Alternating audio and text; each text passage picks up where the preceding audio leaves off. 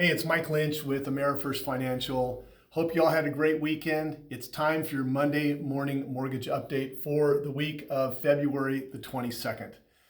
So, great weekend. Beautiful weather. Started to warm up a little bit. Actually saw some blooms on some trees in my backyard. So let's talk about last week and this week and what's happening in the market. So last week was the second week in a row that we saw rates go up on mortgages. The mortgage-backed security market, if collectively over the last 2 weeks, has gone up 100 bips, 100 basis points. So what that really means is you've seen the average interest rate raise about 0.25% from 2 weeks ago. So that can be really impactful to a lot of people, but it's more impactful in the perception of what rates have done than actually what it means to their pocketbook. So give you an example. A $300,000 loan, if the rate's gone up 0.25%, it's about a $30 to $35 increase in their mortgage payment. So it's not a big shift.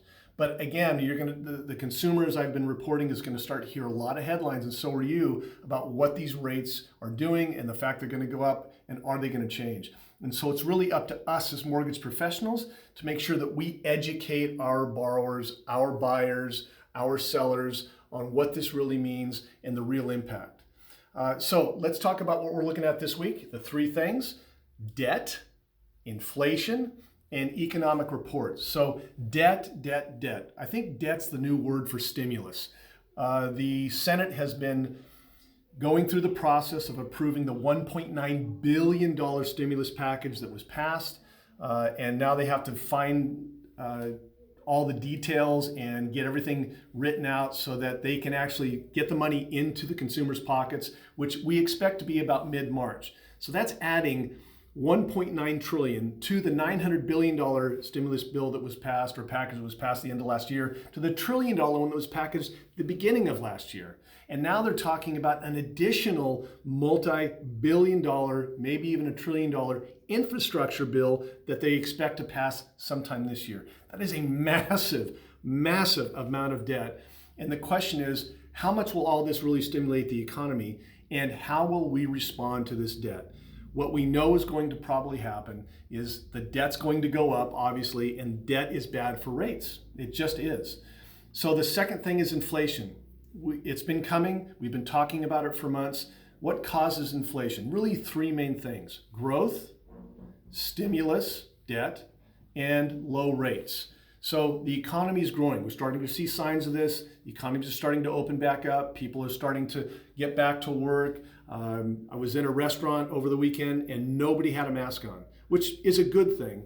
That means people are feeling more comfortable. And so growth is bad. It means inflation. Growth equals inflation. That's bad for rates. The $1.9 trillion stimulus bill plus another bill really is more debt, and that's bad for rates. And then we've got low rates right now. So it's really easy to get money and it's cheap to get money. And so businesses and industry, they're going to start investing. As the market opens up, they're going to start putting more money into our economy because they can get it so cheap, and that's going to be a cause of inflation going up. And again, all of that recipe means rates are probably going to go up as well.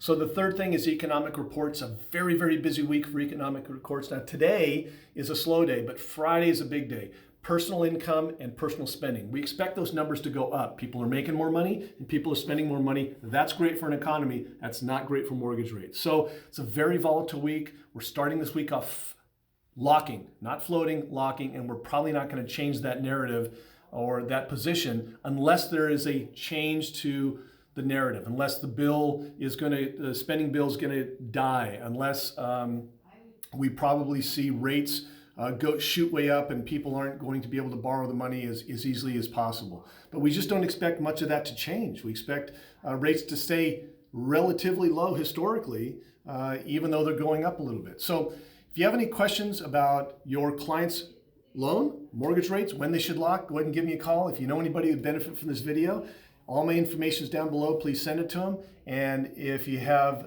any input, I'd love to hear about it. Have a wonderful week, and we'll talk to you next week. Bye-bye.